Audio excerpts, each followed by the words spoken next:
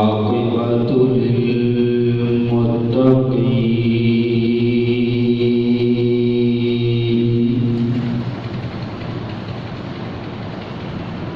والصلاة والسلام على سيد الرسل محمد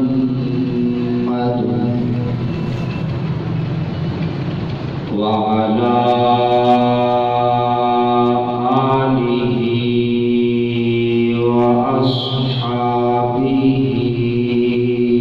أجمعين.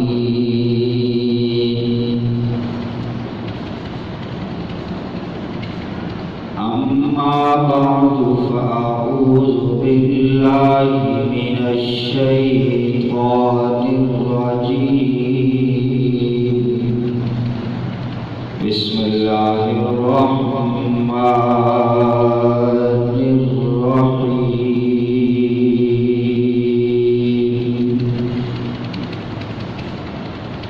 فيها يفرق كل أمر حكيم.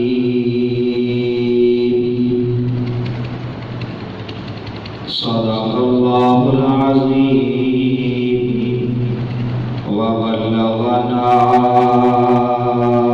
رسوله النبي الكريم.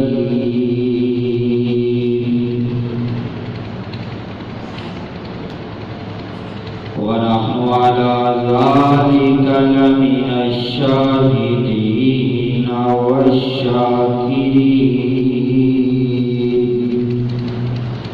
والحمد لله رب العالمين.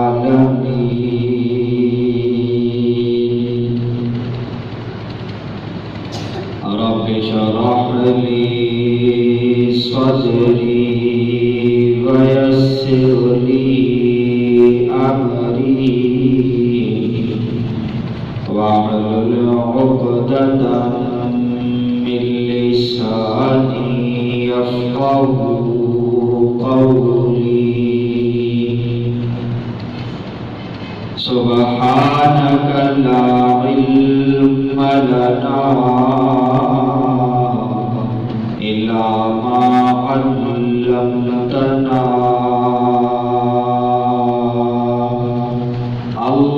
اللهم لا علم لنا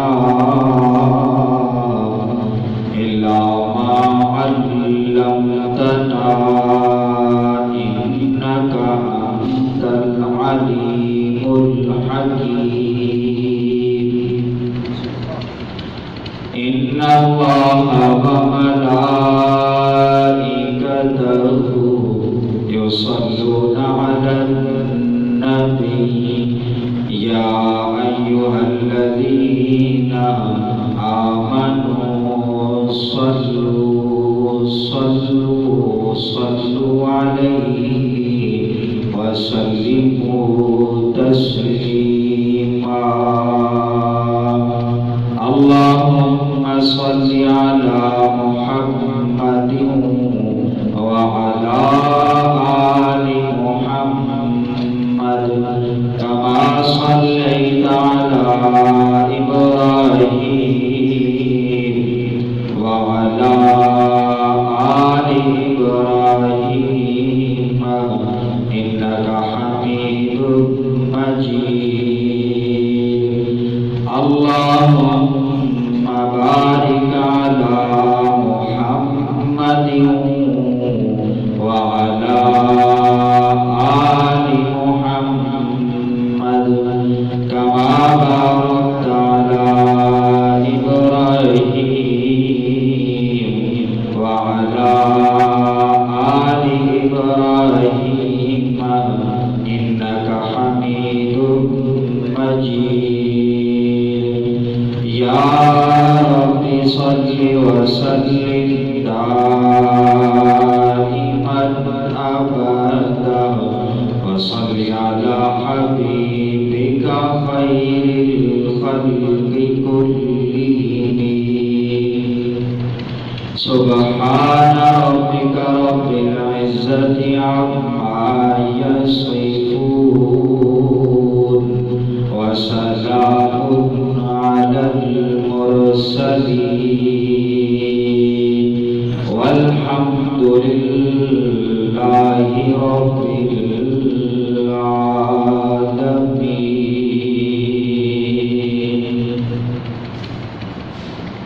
معزز سامعین اور بزرگان محترم،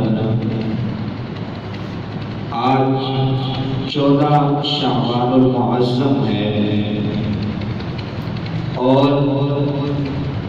آج کی رات شب بارات کے نام سے مشہور و معروف ہے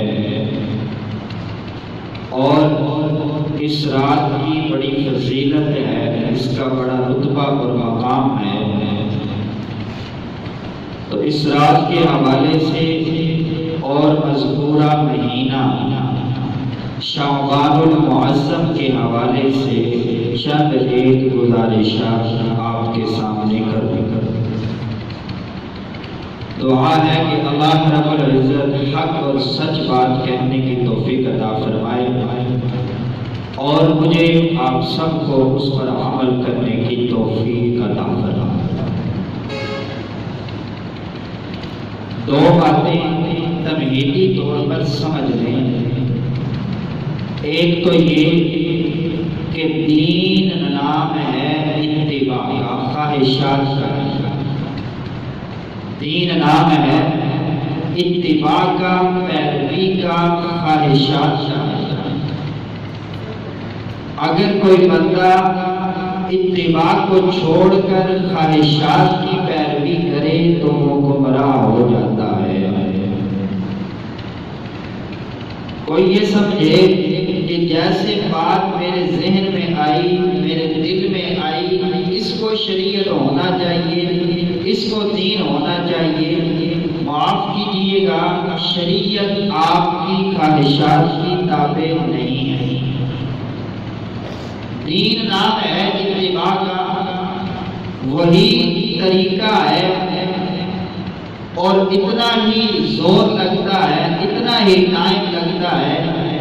ایک آدمی ظہر کے 4 فرض پڑھتا ہے اور ایک آدمی نیت درست نہیں اور نوافل پڑھتا ہے تو وہ ساری زندگی بھی نوافل پڑھے تو یہ ظہر کے جو 4 فرض کی نیت سے ادا کیے ہیں ان کے برابر نہیں ہو سکتا.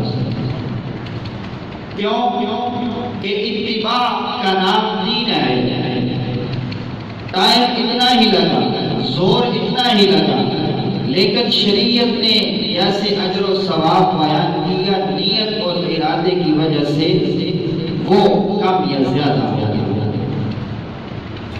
تو پہلی بات تو یہ سمجھ میں آئی کہ دین اتباع کا نام ہے، خواہشات کا نام ہے.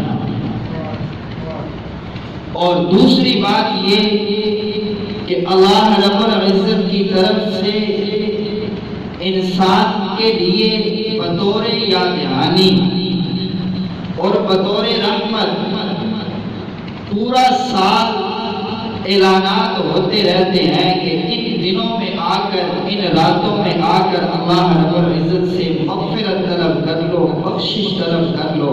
اللہ رب العزت تمہاری بخشش اور مغفرت فرما دے. اب یہ دو باتیں ذہن میں رکھتے ہوئے آپ نے سمجھنا ہے کہ پہلے تو یہ مہینہ ہے شعبان المعظم. شعبان المعظم کا لفظ نکلا ہے شعب سے. شعب کا مطلب ہوتا ہے پھیلنا.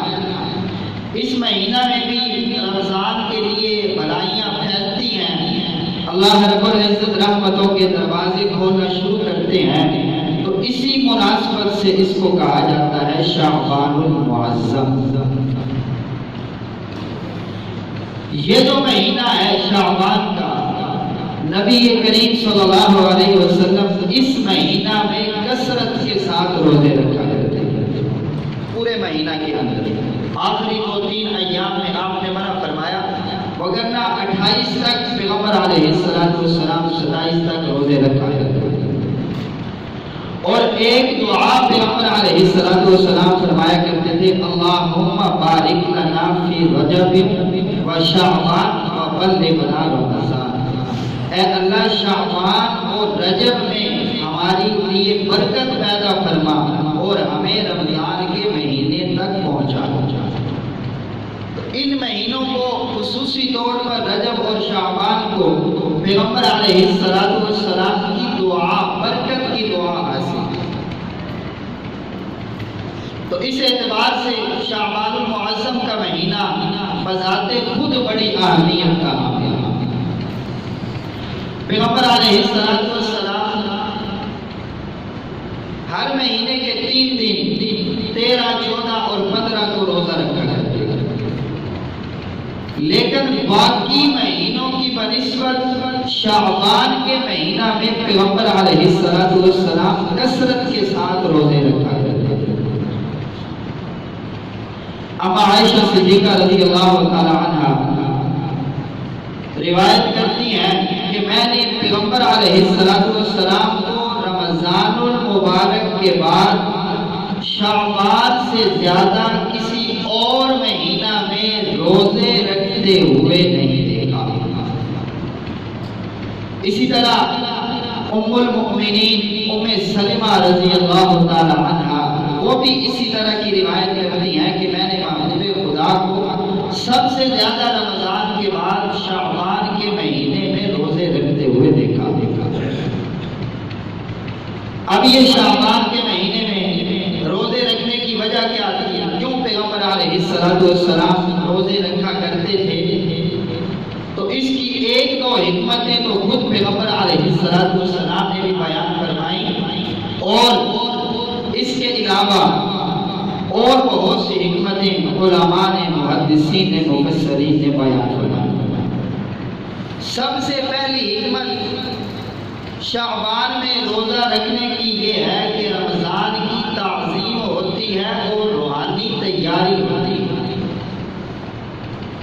کوئی معزز ہستی، کوئی بزرگ تشریف لا رہے ہوں، پہنچے جی شادی پہنچ گئے ہیں، چلو جی آپ پھول لے کے کھڑے ہو جاؤ، حضرت آئیں گے تو ان کا استقبال کریں۔ اب یہ جو وقت ہوتا ہے یہ ان کی تعظیم کے لیے ہوتا ہے، وہ بھی پہنچے نہیں ہوتے۔ تو رمضان چونکہ آنے والا ہے تو رمضان کی تعظیم کے لیے پیغمبر علیہ السلام نے شعبان کے مہینہ میں روزے رکھنے کا حکم ارشاد کیا کہ رمضان آنے والا ہے اور اپنے آپ کو تیار کر لو، ریڈی کر لو اس کی استقبال کے لیے۔ اور دوسرا یہ کہ روحانی طور پر بندہ تیار ہو جائے۔ پہلوان جب کشتی کے لیے نکلتے ہیں تو پہلے 2-4 چھلانگیں لگاتے ہیں، جسم میں حرارت آ جائے تو بندہ خود کو جو ہے وہ اس کے لیے جنگ کے لیے تیار کرتا ہے، پہلے نشانے وغیرہ لگاتا ہے۔ تو اب نبی کریم صلی اللہ علیہ وسلم نے حکم ارشاد فرمایا کہ شعبان میں روزے رکھ لو، رمضان کی تیاری۔ وگرنہ تو نئے نئے بندے جب روزہ رکھنا شروع کرتے ہیں، کوئی کسی کو پہلے رمضان کو الٹیاں لگ جاتی ہیں، کسی کو دوسرے رمضان کو بخار ہو جاتا ہے، تو حضور نے یہ بھی فرمایا جو زیادہ کمزور ہے وہ 15 تک رکھ لے، 15 کے بعد نہ رکھے، تاکہ یہ پریکٹس بھی ہو جائے اور درمیان میں جو ہے کچھ نہ کچھ وقفہ بھی آ جائے۔ اللہ کے پیارے حبیب محمد مصطفیٰ آمد مجتبیٰ سب کہنے صلی اللہ علیہ وسلم، آپ سے پوچھا گیا ہو ای الصوم افضل بعد رمضان، محبوب خدا ہمیں یہ تو بتائیے کہ رمضان کے بعد کس مہینے میں روزے رکھنا سب سے افضل ہے؟ کس مہینے میں روزے رکھنا رمضان کے بعد سب سے افضل ہے؟ ای الصوم افضل بعد رمضان، قال النبي صلى الله عليه وسلم شعبان لتعظیم رمضان، رمضان کی تعظیم کے لیے، رمضان کے استقبال کے لیے شعبان کے روزے رکھنا رمضان کے بعد سب سے افضل ہے۔ سب سے فضیلت والا عمل کیا ہے کہ رمضان کے بعد شعبان کے روزے رکھے جائیں۔ لتعظیم رمضان، حضور نے خود کو جو بیان فرما دی، حکمت بیان کر دی کہ رمضان کی تعظیم کے لیے۔ دوسری وجہ یہ کہ رمضان، یہ جو شعبان کا مہینہ ہے، اس میں جو ہے وہ فیصلے ہوتے ہیں، اعمال اللہ تعالیٰ کے پاس پیش ہوتے ہیں۔ جی یہ بندہ ہے، اس نے یہ کام کیے ہیں، اس نے یہ کام کیے ہیں۔ ہمارے ہاں عموماً یہ ہوتا ہے، کاپیاں چیک کی جاتی ہیں یا کوئی رجسٹر چیک کیا جاتا ہے، چلو پیچھے چھوڑو، اینڈ پہ آگے دیکھتے ہیں جی آخر پہ کیا ہے۔ بعض دفعہ ہوتا ہے نا جی، بچے بھی کئی دفعہ استاد کو دکھانے کے لیے، استاد ساری کاپی چیک کرنے کے بعد آخری پیج پہ آتا ہے، اب یہاں دھیان سے پڑھو، تو آخری صفحے پہ جو لکھا ہو استاد سمجھتا ہے سارا ایسے ہی لکھا۔ اللہ تعالیٰ تو رحیم ہے، کریم ہے، تو جب یہ اعمال نامے اللہ کے حضور پیش ہوتے ہیں اور بندہ روزے سے ہو، آخر میں لکھا ہو روزے دار ہے، اللہ فرمائے کہ سارا سال ہی روزے رکھے، اللہ پاک بخشے جو معاف۔ اللہ کے پیارے محبوب محمد مصطفیٰ احمد مجتبیٰ سب کے دوست صلی اللہ علیہ وسلم ارشاد فرماتے ہیں کہ رجب اور رمضان کے درمیان ایک مہینہ ایسا ہے کہ اس مہینے میں انسان کے اعمال اللہ کے حضور پیش ہوتے ہیں، انسان کے اعمال اللہ کے سامنے پیش کیے جاتے ہیں۔ میری یہ خواہش ہے کہ جب میرے اعمال اللہ کے حضور پیش ہوں تب تو میں روزے کی حالت میں ہوں، میرے نامہ اعمال میں یہ بات لکھی ہو، جب نامہ اعمال حضور کا نامہ اعمال اللہ کے سامنے پیش ہو کہ وہ تو آج روزے سے ہیں، وہ تو آج روزے سے ہیں۔ دوسری وجہ کیا ہو گئی کہ انسان کے جب نام اعمال اللہ کے حضور پیش ہوں تو انسان روزے سے ہو، یہ حکمت بھی حضور نے خود بیان فرمائی۔ پیغمبر علیہ السلام تیسری وجہ بھی بیان فرماتے ہیں۔ پیغمبر علیہ السلام سے پوچھا گیا، یا رسول اللہ آپ شعبان کے مہینے میں اتنی کثرت کے ساتھ روزے کیوں رکھتے ہیں؟ آپ شعبان کے مہینے میں پورا مہینہ روزے کیوں رکھتے ہیں؟ پیغمبر علیہ السلام ارشاد فرماتے ہیں کہ یہ وہ مہینہ ہے کہ سال میں مرنے والوں کی فہرست اللہ رب العزت ملک الموت کے حوالے فرما دیتے ہیں۔ اس سال میں کس نے مرنا ہے، کس کی روح قبض ہونی ہے، یہ فہرست اللہ کے حضور اللہ اپنے فرشتوں کو پیش کرتے ہیں۔ میری یہ خواہش ہے کہ جب میرا نام ان لوگوں کی فہرست میں آئے تو لکھا ہو کہ یہ روزہ دار ہے، جب میرا نام ہے اس فہرست میں آئے، مرنے والوں کی لسٹ میں آئے تو یہ لکھا ہو کہ یہ روزہ دار ہے۔ تو تیسری حکمت خود حضور نے بیان کروا دی۔ پہلی حکمت روحانی تیاری اور تعظیم رمضان، اور دوسری حکمت کہ جب اعمال پیش ہوں تو پھر بندہ روزے سے ہو، اور تیسری حکمت آپ نے بیان فرمائی کہ جب مرنے والوں کی فہرست میں نام لکھا ہو تو لکھا ہو کہ یہ روزہ دار تھا۔ اس کے علاوہ مفسرین نے ایک حکمت یہ بھی لکھی ہے کہ پیغمبر علیہ السلام ہر مہینے کی 13، 14 اور 15 تاریخ، ان کو ایام 20 کہا جاتا ہے، وہ روزہ رکھا کرتے ہیں۔ بعض دفعہ ایسا ہوتا کہ سفر کی وجہ سے پیغمبر علیہ السلام یا کسی اور وجہ کی بنیاد میں آپ روزہ نہ رکھ پاتے تو وہ روزہ رہ جاتا، تو پھر پیغمبر علیہ السلام شعبان کے مہینہ میں کثرت سے روزہ رکھا کرتے تھے تاکہ وہ ایام 20 جو قضا ہو گئے روزے ان کی قضا جو ہے وہ ادا ہو جائے۔ یہ تو حضور کا معمول تھا، ایام 20 کے روزے کوئی فرض واجب نہیں ہے، مسنون ہے، اگر کوئی رکھتا ہے تو اس کے لیے ثواب ہے کہ حضور نے رکھے ہیں تو میں بھی رکھ لوں، ثواب ہے اگر کوئی رکھ لے۔ ایام 20 کہتے ہیں، 20 کا مطلب ہوتا ہے سفیدی، ان کو ایام 20 اس وجہ سے کہتے ہیں کہ ان 3 راتوں میں پورے مہینے کی وقت روشنی جو ہے وہ زیادہ ہوتی ہے، چاند کی روشنی. رات کو آپ لائٹیں بھی بند کر دیں پھر بھی ایسا محسوس ہوگا جیسے لائٹیں جلی ہوئی. تو 13، 14 اور 15 تو یہ 3 ایام میں پیغمبر علیہ السلام خاص طور پہ روزہ رکھا کرتے تھے. تو اللہ تعالیٰ ہمیں شعبان المعظم کی جو برکات ہیں ان سے مستفید ہونے کی توفیق عطا فرمائے. کسی کو توفیق مل جائے روزہ رکھنے کی، اللہ کی عبادت کی توفیق تو قسمت والوں کو ملا کرتی ہے. یہ تو ہو گئی شعبان کی فضیلت. اب اسی شعبان کے مہینہ میں ایک رات آتی ہے شب برات. شب کا مطلب ہو گیا رات، اور برات کا مطلب ہوتا ہے بری کیا جانا، رہا کیا جانا. پیران پیر حضرت شیخ عبد القادر جیلانی رحمۃ اللہ علیہ غنیت الطالبین کے اندر لکھتے ہیں کہ اس رات کو شب برات اس لیے کہا جاتا ہے کہ اس رات میں 2 قسم کے بندوں کو 2 براتیں حاصل ہوتی ہیں. ایک تو وہ جو بدبخت ہیں، گنہگار ہیں، اللہ رب العزت ان کے گناہوں کو معاف کر کے اللہ رب العزت انہیں بری فرما دیتا ہے. اور دوسرا جو اللہ کے مقرب ہیں، اللہ کے قریبی ہیں، اللہ رب العزت ان کی مصیبتوں پریشانیوں کو دور فرما کر ان کو بری فرما دیتے ہیں. اور آپ دیکھتے ہیں غنیت الطالبین میں کہ ہم انسان ہیں، راتوں کو سوتے ہیں، تو اللہ نے ہماری 2 عیدیں رکھی ہیں دن کے اندر، عید الاضحیٰ اور عید الفطر. اور جو رات کی 2 عیدیں ہیں یہ اللہ نے فرشتوں کے لیے رکھی ہیں، جس کو ایک کو کہا جاتا ہے شب برات اور ایک کو کہا جاتا ہے لیلۃ القدر. یہ دونوں فرشتوں کی عیدیں ہیں. آسمانوں پر فرشتے جو ہے وہ اپنی عید سیلیبریٹ کرتے ہیں. یہ غنیت الطالبین کے اندر لکھا ہے، اگر کوئی حوالہ چاہے تو مل سکے.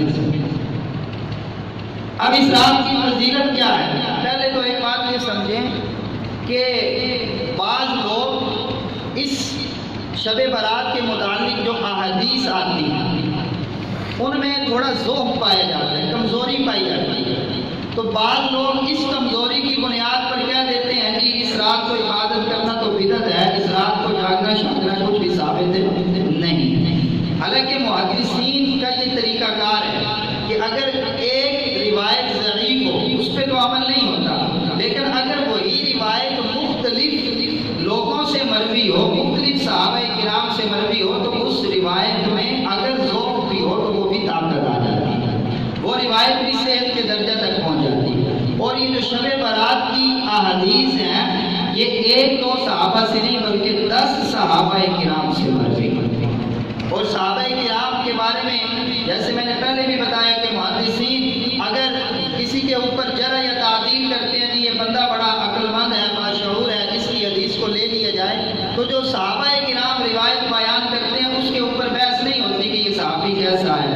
اس پہ یہی ہوتا ہے کہ یہ صحابی ہے، الصحابہ کلھم عدول. پیغمبر علیہ السلام کے سارے ہی صحابہ ان کی روایت کو قبول کر دیا. تو بہرحال اس کی فضیلت ہے. اما عائشہ صدیقہ رضی اللہ تعالی عنہا روایت کرتی ہیں کہ پیغمبر علیہ السلام رات کا وقت تھا، میرے پاس موجود تھے. رات کا کوئی پہر ہوتا ہے، میری آنکھ کھلتی ہے، میں کیا دیکھتی ہوں کہ پیغمبر علیہ السلام اپنے بستر پر موجود نہیں ہے. مجھے تشویش ہوئی کہ پیغمبر علیہ السلام کسی دوسری زوجہ کے پاس تشریف لے گئے ہیں. میں اٹھی، میں پیغمبر علیہ السلام کو تلاش کرنے کے لیے نکلی. میں نے دیکھا کہ پیغمبر علیہ السلام جنت البقیع کے اندر تشریف فرمائے، قبرستان کے اندر تشریف فرمائے. پیغمبر علیہ السلام جب اما عائشہ صدیقہ رضی اللہ تعالی عنہا کو دیکھتے ہیں آپ ارشاد فرماتے ہیں اے عائشہ تو نے کیا سمجھا کہ میں تیری حق تلفی کروں گا؟ آپ ارشاد فرماتی ہیں میں نے یہ سمجھا کہ آپ دوسری زوجہ کے پاس تشریف لے گئے ہیں. پیغمبر علیہ السلام ارشاد فرماتے ہیں عائشہ یہ وہ رات ہے جو نصف شعبان کی رات ہے، جو 15 شعبان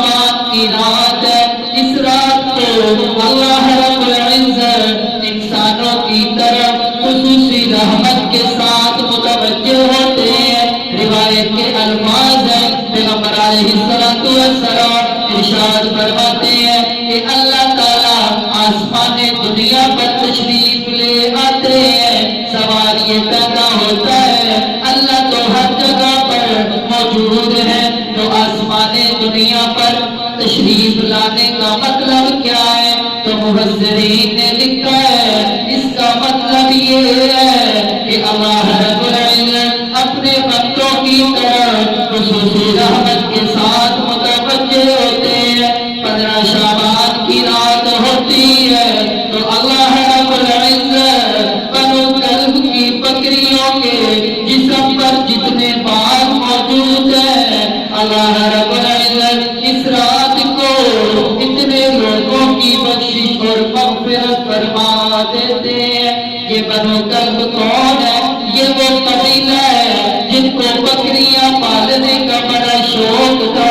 ان کے پاس بکریاں بڑی کثیر تعداد میں موجود تھی، اتنی بکریاں تھیں کہ جن کو گنا نہیں جا سکتا۔ پیغمبر علیہ السلام نے بکریوں کے بقدر نہیں ارشاد فرمایا، بلکہ آپ نے ارشاد فرمایا کہ ایک بکری کے جسم پر جتنے بال ہوتے ہیں، بنو کلب کی جتنی بکریاں ہیں، ساری بکریوں کے جسم پر جتنے بھی بال موجود ہیں، اللہ رب العزت ان بالوں کے بقدر لوگوں کی بخشش اور مغفرت فرما دیتے ہیں۔ میرا یہاں پر جنت البقی کے اندر آنے کا مقصد یہ تھا کہ میں ان کے لیے قبرستان والوں کے لیے اللہ رب العزت سے بخشش اور مغفرت طلب کروں، تاکہ اللہ رب العزت ان کی بخشش اور مغفرت فرما دے۔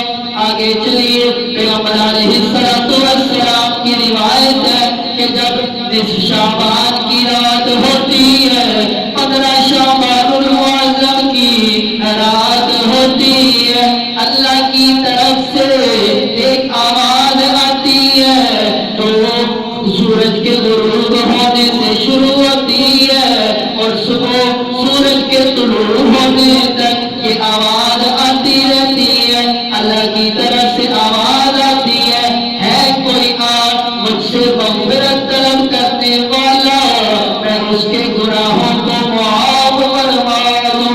ہے کوئی مجھ سے رزق کا طالب کہ وہ مجھ سے رزق طلب کرے اور میں اس کو رزق عطا فرما دوں؟ الہ العالمین ارشاد فرماتے ہیں، ہے کوئی مصیبت کا مارا، ہے کوئی بیماری میں مبتلا، اپنی مصیبت سے چھٹکارا طلب کرے، اپنی بیماری سے چھٹکارا طلب کرے، میں اس کی بیماری کو دور فرما دوں، میں اس کی مصیبتوں اور پریشانیوں کو دور فرما دوں۔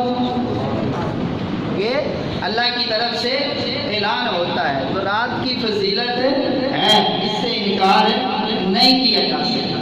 لیکن یہاں پہ ایک مسئلہ یہ بھی سمجھ لیں کہ پیغمبر علیہ السلام سے جو عمل جس طرح سے ثابت ہو اس طرح سے ہی ادا کرنا وہ باعث نور ہوتا ہے، اس کی اپنی ایک برکات اس کی ہوتی ہے، اس کا اپنا ایک نور ہوتا ہے۔ تو علماء مفسرین نے لکھا ہے کہ پوری زندگی کے اندر شب بارات کو ایک مرتبہ قبرستان میں جانا یہ نبی کریم صلی اللہ علیہ وسلم سے ثابت تھا۔ پوری زندگی کے اندر ایک مرتبہ، اگر کوئی اتباع سنت میں ایک مرتبہ پوری زندگی کے اندر اس رات کو قبرستان میں جاتا ہے اور قبر والوں کے لیے بخشش اور مغفرت کی دعا کرتا ہے تو اس کو اتباع سنت کا نور حاصل ہو۔ لیکن اس کو ہر سال کرنا جو کہ حضور سے ثابت نہیں ہے، یہ بہتر نہیں ہے۔ اسی طرح پیغمبر علیہ السلام کی کوئی ایسی روایت نہیں ہے جس میں آپ نے ترغیب دی ہو صحابہ کرام کو کہ اس رات کو تم نے قبرستان میں جانا ہے۔ ہوتا یہ ہے شیطان نے سارا سال بڑی محنتیں کی ہوتی ہیں، کسی سے جناب اس نے خیانت کروائی کروائی ہوتی ہے، کسی سے بدزیانتی کروائی ہوتی ہے، کسی کو جناب اس نے جھوٹ بولنے پہ مجبور کیا ہوتا ہے، کسی کو اس نے بھائی کا حق کھانے پہ مجبور کیا ہوتا ہے، تو اس کی غریب کی سارا سال بڑی محنتیں ہوتی ہے۔ تو جب اس کو یہ پتہ چلا کہ اس رات میں تو بندہ اللہ کے سامنے ہاتھ ملائے اللہ سارے گناہ معاف کروا دیتے ہیں، تو اس نے سوچا کہ اس رات میں ان سے کوئی ایسے کام کروائے جائیں کہ کم از کم ان کو یہ توفیق تو ہو ہی نہ کہ یہ دل سے دعا کریں کہ اللہ ہمیں معاف کروا۔ ان خرافات کے اندر ان کو الجھا دوں کہ ان کو یہ توفیق ہو ہی نہ۔ اب قبرستان میں جو سما ہوتا ہے آپ شام کو جا کے مشاہدہ کر لیں اور پھر آ کے بتائیں کسی ایک مسلک کی بھی تعلیمات میں وہ باتیں نہیں ہیں جو قبرستان میں ہوتی ہیں۔ چراغاں موم بتیاں، ابھی میں فتاوی رضویہ کے حوالے سے امام احمد رضا خان بریلوی ان کے حوالے سے میں اپنے استاد محترم ہیں ان سے پوچھ رہا تھا کہ انہوں نے کیا لکھا ہے، تو انہوں نے یہ بات واضح فرمائی کہ انہوں نے لکھا ہے کہ جو قبر والے ہیں ان کو تمہارے اعمال کا فائدہ ہوگا، ان کو تمہاری موم بتیاں لگانا، قبروں پہ چراغاں کرنا، اس کا انہیں کوئی فائدہ نہیں ہے، اور اس طرح کی خرافات کرنا ان کے نزدیک بھی جائز نہیں۔ دیکھیں اگر تو کسی کو ہمارا کام تو ہے یہاں سے اتحاد اور اتفاق کا درس ہے، اگر کسی بھی مسلک کا کوئی عالم اپنے لوگوں کو یہ کہتا ہے کہ آپ یہ کام کر لو، ان کے پاس دلیل ہے تو وہ کریں، کوئی مسئلہ نہیں ہے، لیکن پہلے کم از کم تحقیق کر لیں کہ آیا ہمارے علماء اس کی کہاں تک اجازت دیتے ہیں۔ قبرستان میں ویسے جنرلی جانا بھی حضور نے ترغیب دی ہے کہ قبرستان میں جانا چاہیے تاکہ بندے کو موت یاد آ جائے، اس کو کوئی بھی نہیں روکتا، لیکن وہاں پہ جا کے ایک تو عورتوں کا جانا یہ تو قبرستان میں ویسے ہی حرام ہے، کوئی بھی اس کو جائز نہیں کہتا، ایک تو وہاں پہ عورتوں کا جمکٹا ہوتا ہے اور پھر نوجوان کس نیت سے جاتے ہیں وہ بھی آپ کو اچھی طرح معلوم ہے کہ وہ کس لیے جاتے ہیں، اور پھر وہاں پہ جناب خرافات، لطیفے اور جگتیں اور پتہ نہیں کیا کیا وہاں پہ نوجوان ہے۔ قبرستان میں جانا کس نیت سے ہے کہ مجھے اللہ یاد آئے، موت یاد آ جائے، اور یہ جو خرافات یہ جو مردے ہیں ان کی میں اللہ تعالیٰ سے بخشش اور مغفرت طلب کر لوں۔ اگر اللہ کو کوئی نیک بندہ قبرستان کے اندر دفن ہے تو اس کے وسیلہ سے میں اپنے لیے دعا کر لوں کہ اللہ اگر تیرے ہاں ان میں سے کوئی محترم ہے تو اے اللہ اس کے وسیلہ سے ہماری بھی بخشش اور مغفرت فرما دے۔ تو یہ تو ہو گیا ٹھیک، لیکن اگلی جو باتیں ہیں وہ بالکل غلط ہیں، اور خاص اس دن میں اس رات میں کرنا یہ تو بالکل بھی جائز نہیں۔ ہم جو عمل وہاں پہ کرتے ہیں کسی ایک روایت کے اندر بھی ہمارا کوئی بھی عمل جو وہاں پہ ہم کرتے ہیں وہ حضور سے ثابت نہیں۔ قبرستان میں جانا حضور سے ثابت ہے، کتنا ثابت ہے وہ بھی میں نے آپ کو بتا دیا۔ حضور جنت البقیع میں تشریف لے گئے، حضور آرام فرما رہے، سو رہے، سوتے ہوئے حضور اٹھ کے گئے، حضور نے کوئی یہ نہیں فرمایا صحابہ کرام کو سارے آ جاؤ اور جناب تگاریاں بھی لے آؤ، رسیاں بھی لے آؤ، سارے اکٹھے چلتے ہیں چمکٹا بنا کر۔ حضور نے کسی کو بھی ساتھ نہیں دیا، حضور اکیلے گئے ہیں، بلکہ اما عائشہ صدیقہ رضی اللہ تعالیٰ عنہا کو بتا کر نہیں گئے۔ اس طرح کوئی جاتا ہے انفرادی طور پر وہ تو عام حالات میں بھی جائز ہے، تو آج کی رات اس طرح کا کام کرنا وہ بالکل بھی جائز نہیں ہے۔ آپ کو چاہیے کہ آپ اللہ تعالیٰ سے توبہ استغفار کریں، اپنے گناہوں کی معافی مانگیں۔ ابھی آگے ہم بیان کرتے ہیں کہ کیا کام اس رات کو کرنے چاہیے اور کیا نہیں کرنے چاہیے۔ اس کے بعد جناب نمبر آتا ہے جو جس کو ہم سب سے بڑھ چڑھ کے کرتے ہیں وہ ہے شعبدہ بازی، پٹاخے گولے، سب سے زیادہ ہم یہ چھوڑتے ہیں۔ اس کے اندر بہت ساری قباطیں ہیں آتش بازی کے اندر۔ میں نے آپ کو شروع کے اندر یہ بتایا کہ شیطان کی کوشش ہے کہ کسی بندے کو مسئلے پہ کم از کم اس رات کو نہ بیٹھنے دے، جو بیٹھ گیا نا میری سارا سال کی محنت رائے گاہ چلی جائے۔ اس کی کوشش ہے کہ جہاں تک ہو سکے ان کو میں گمراہ کرنے کی کوشش کروں۔ پھر جو پٹاخوں پہ قابو نہیں نہ آتا پھر وہ مسجد میں آ کے اور اجتماع بنا کے یہاں پہ شور و غوغا کرنے پہ مجبور کر کے لوگوں سے جو ہے وہ غلط قسم کے کام کرواتا ہے۔ تو شب برات میں حضور سے کیا ثابت ہے، کس طرح ثابت ہے، ہم نے وہ دیکھا۔ اب شعبدہ بازی میں سب سے پہلی چیز آتی ہے پیسے کا ضیاع۔ آپ اپنے پیسے کو آگ لگا ادھر ہمارے یہاں رونا رویا جاتا ہے، غربت ہے، ہم غریب ہیں، مہنگائی بڑی ہے، لیکن یہاں پر حکومت نے پابندی لگائی کہ کوئی بندہ پٹاخے سیل نہیں کرے گا، کوئی بندہ پٹاخے نہیں بیچے گا، لیکن یہ دکاندار ہیں، ان کو سمجھ نہیں آتا، یہ سمجھتے ہیں کہ ہم نے جو منافع کمانا ہے وہ پٹاخے بیچ کر کمانا ہے۔ آپ یہ بات دل کی تپتی پہ لکھ کے لے جائیے کہ جو بندہ ان دنوں کے اندر خاص طور پر پٹاخے بیچتا ہے اس رات کے لیے، اس کی آمدن حلال نہیں بلکہ حرام ہے۔ حکومت نے پابندی لگا دی، والد پھر بھی پیسے نکال کر اپنے بچوں کو دیتا ہے، جاؤ پٹاخے خرید لو، حالانکہ اللہ نے قرآن میں ارشاد فرمایا ان المبذرین کانوا اخوان الشیاطین، پیسے کو آگ لگانا یہ فضول خرچی ہے، یہ پیسے کا ضیاع ہے۔ اللہ ارشاد فرماتے ہیں جو فضول خرچ ہوتا ہے، جو پیسے کو آگ لگاتا ہے، وہ شیطان کا بھائی ہوتا ہے، جو شیطان کا بھائی بننا چاہتا ہے وہ گولے چھوڑے، وہ پٹاخے چھوڑے۔ دوسرا دیکھیے اس کے اندر مشرکوں کی مشابہت ہے، دیوالی کا موقع آتا ہے ہندو پٹاخے چھوڑتے ہیں جیسے وہ دیوالی پر رات کو پٹاخے چھوڑتے ہیں، ہمارے لوگ بھی پٹاخے چھوڑنا شروع کر دیتے ہیں۔ حضور نے ارشاد فرمایا من تشبہ بقوم فہو منہم، جو کسی قوم کی مشابہت اختیار کرتا ہے اس کا شمار انہی میں ہوتا ہے، تو اپنے آپ کو مسلمان کہتا ہے۔ قیامت کا روز ہوگا، پیغمبر علیہ السلام یہ ارشاد فرمائیں گے تو نے میری سنتوں کو ذبح کیا، مشرکوں کو خوش کیا، جا تیرا ہمارے ساتھ کوئی تعلق نہیں، تیرا تعلق مشرکوں کے ساتھ ہے۔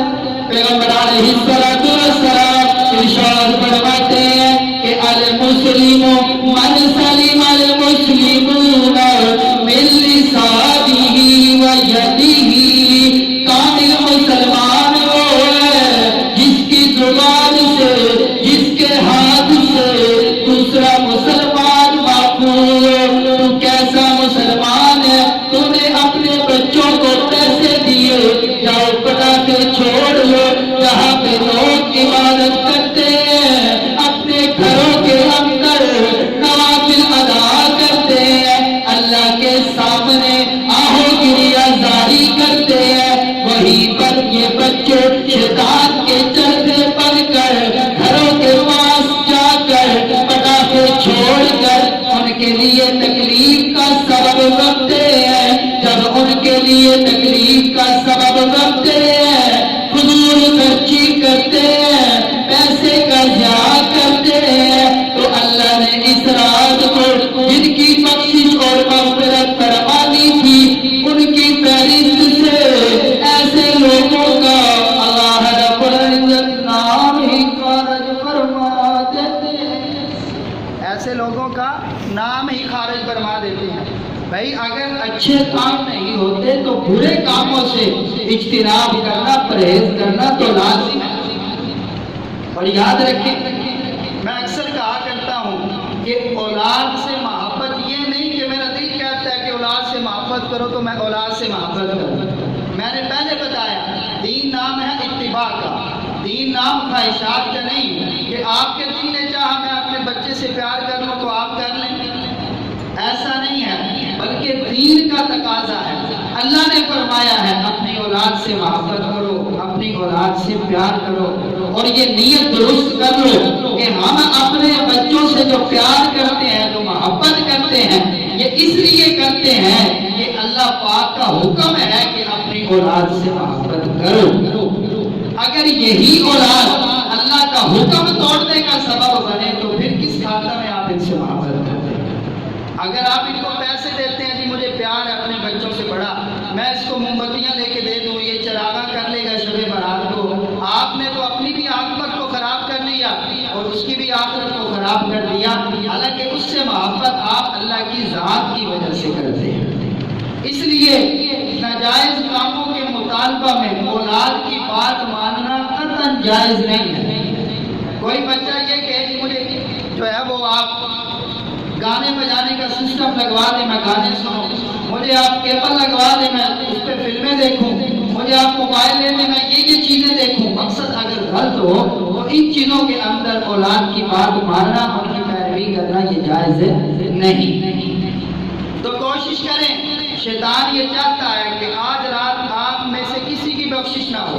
اس کی پہلی کوشش یہ ہے، شیطان جو بھی کام کرتا ہے وہ 100% کرنے کی کوشش کرتا ہے۔ پہلا کام وہ یہ کرے گا کہ آپ سے کوئی نہ کوئی غلط کام کروا کے، اگر آپ نے پٹاخے نہیں چھوڑے کا مطلب کسی کو پیسے دیے، اپنی اولاد کو پیسے دیے، آپ کا حصہ شامل ہو گیا، آج رات کو پھر آپ کی بخشش اور مغفرت نہیں۔